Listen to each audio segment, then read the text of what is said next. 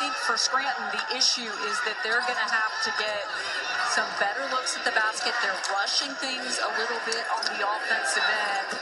That's a good option right there. Outside shot. Knocked down by Megan LaMotta, her third try tonight. The first Scranton field goal since the 3:48 mark of the second quarter. Back to a 6-point lead after. And then we have Division 3 second semifinal.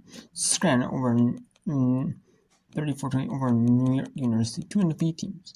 We also have Denison and Wisconsin Oshkosh. Wisconsin Oshkosh was in a blow loss.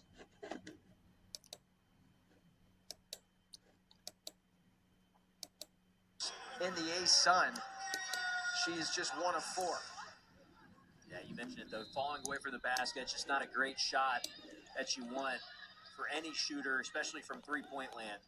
You know, Brittany Young was telling me she wanted to shout out one person today and talked about Kim Wiggins. Kim Wiggins, a financial donor towards the Austin Peay program. Things weren't going well in the middle of the season. Kim Wiggins came in and gave them a pep talk of the ages. And she was there for them when they were at their lowest point, and she was there for them all tournament long. And so Kim Wiggins, big shout out for Brittany Young. Nice stop there, and the O-Ray trying to keep it in bounds. Does. The O-Ray, Newell, 3, way off the mark. We'll see if Brittany Young wants to foul here. She may not. So she's going to let it go, although it was poked away into the backcourt. Newell still fighting for it. And now we get a foul on Janiyah Newell. And this is going to send UTRGV to the line. It'll be Ingram. 7 rebounds for O'Keefe in this one.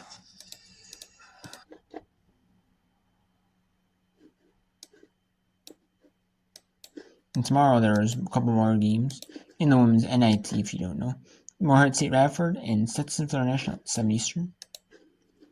And then Saturday there's 2. Chicago at Norfolk State 2 Eastern and 4 Eastern. South of Alcorn State.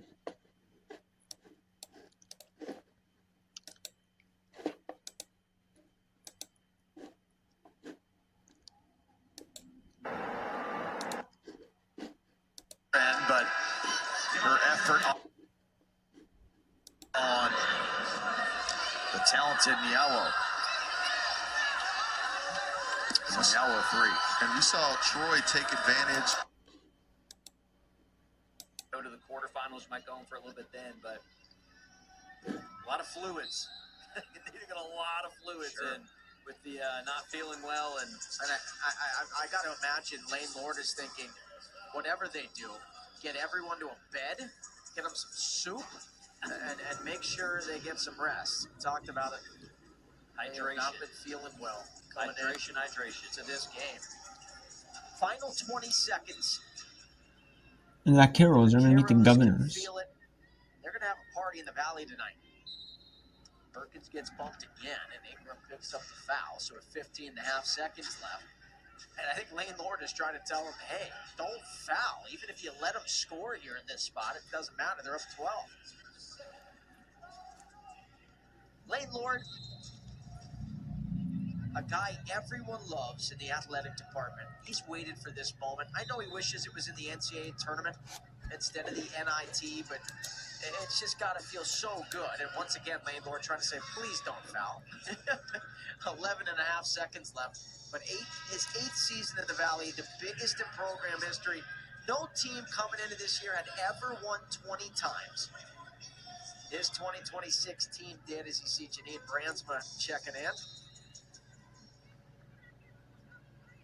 Now going to win their 21st game and the most special ever in program history. As Jade Rucker heaves up the 3. No good. Tipped out to Mackenzie Neal. Perkins tried to lay it in. Janine Brandsma, the putback. No good. And with 0.1 seconds left, UTRGV not going to celebrate yet until they inbound the basketball. Chaslyn Detter who had 16 points. Ingram with 20 and 9. The difference, and that is it. For the first time in program history, UTRGV has an NIT win to their name. And just a fantastic finish here by this Vaquero squad, going out there, fighting to the very end, and just able to continue to pull away. And the UTR and the University of Texas. That Rio Grande Vaqueros get their first ever tournament win in program history in any postseason tournament, as they win 72-59. Well, Navy out Harvard's in the boat. Harvard blowing out Navy. Okay. Let's go to the triple. Let's go to quad box. Let's go to quad box. The quad box.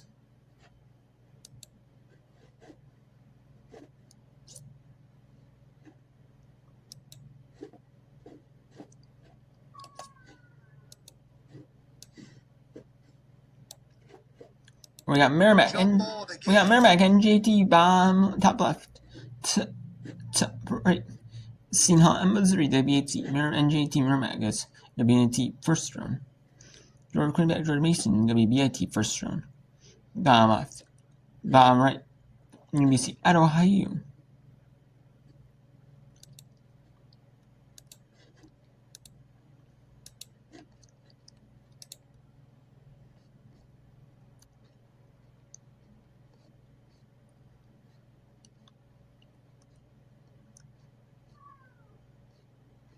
And I'm bringing some more later. We're also bringing Chattanooga, North Dakota State, leads it to at Rice.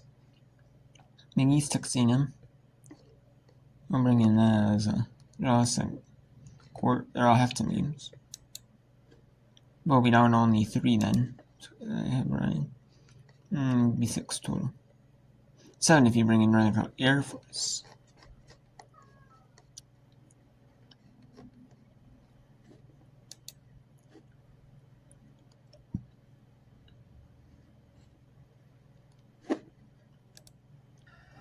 Question here is, if you're NJIT head coach Mike Lane, do you want to challenge this and potentially use your final timeout if you're wrong? I don't think it's a bad idea, because if Merrimack scores here, you're not going to win the game. Here's another look at it. Again, they do get a second opportunity. Good defense by Locklear coming over on the switch. Roman got it. I'm challenged if I'm NJIT here. I think the risk reward is worth it. This will be a good look at it. Absolutely challenging. There's no reason not to. You have a timeout. Worst case scenario is you lose your final timeout. Right. With 3.2, you've seen some weird things. In the Maris game here, Reddick made a game winner, and Maris didn't have enough time to throw in a 30-foot buzzer beater. It looks as though they're not going to. You see members of their staff looking over at the iPad on the table.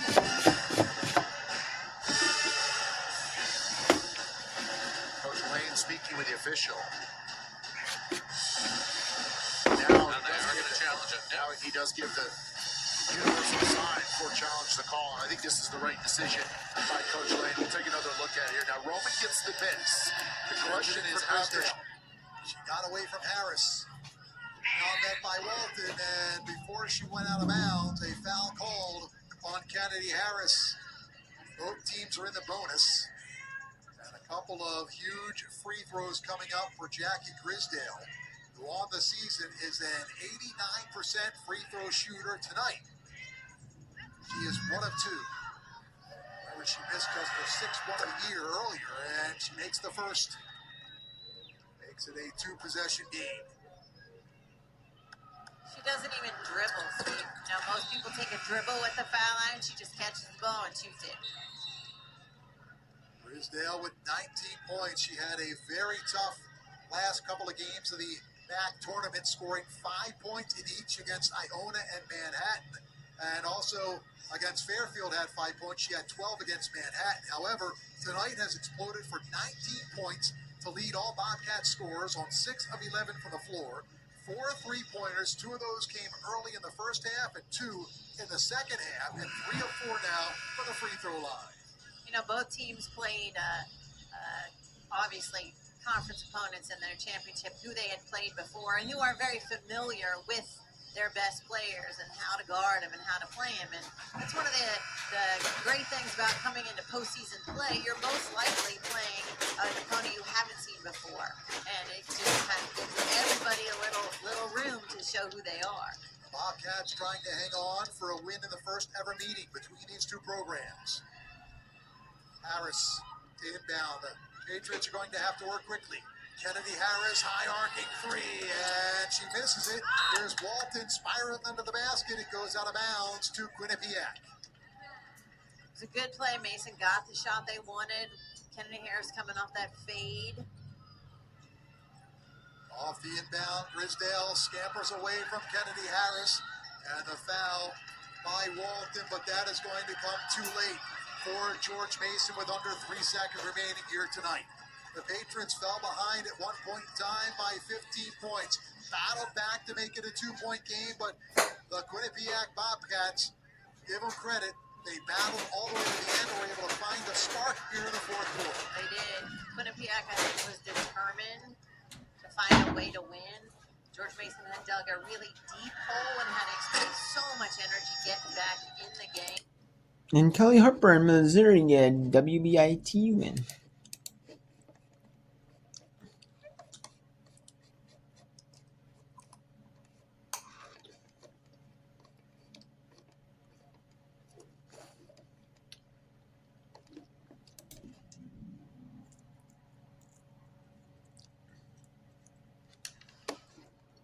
And Quinnipiac gets a 76 win.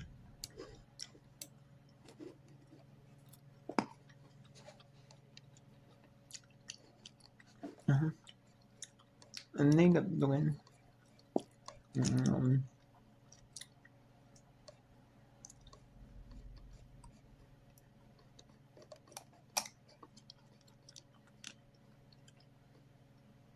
67-57.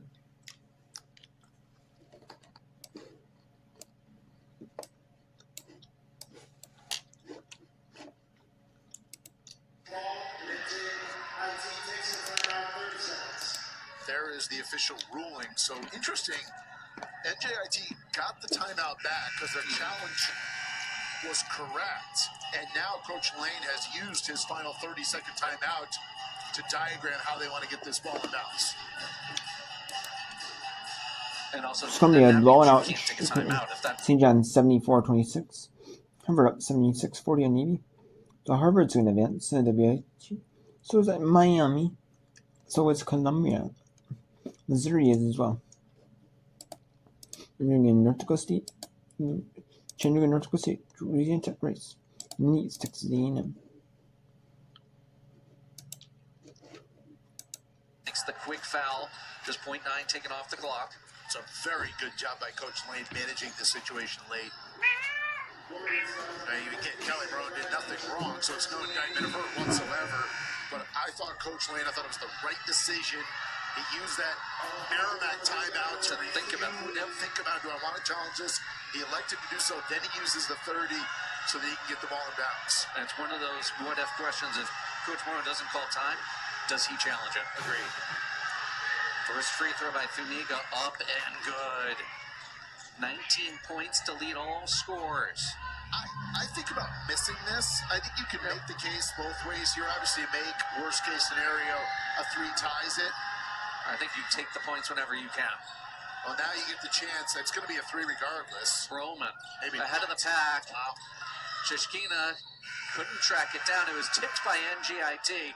They're going to say the ball to be inbounded to the right, some time on the clock, too. Yeah, the official immediately it went over and said, no, this is, the horn sounded here at Lawler Arena. The official immediately said, no, I want to look at this again. I think it might be Merrimack ball. Regardless, the question is how much time, is there going to be enough time put back on Greg for a catch and shot? That's going to be the question. You have over 0.3 of a second. As we look at the replay here, The clock didn't start on the tip. 0.5, 0.4? I honestly think the clock was a little late starting. They are going to put some more time on the clock here, Lawler, it appears. You need 0.2 for There a you tip, go. and 0.6 is enough to take a shot. 0.6, you can catch and shoot. Yep. Oh, this is a huge break for Merrimack. Huge. It's over. Tabling jumped the passing lanes, kept it in bounds, and they're going to say timeout for Ohio with 2.1 to go. Oh, what a And Bob Bolden is, I don't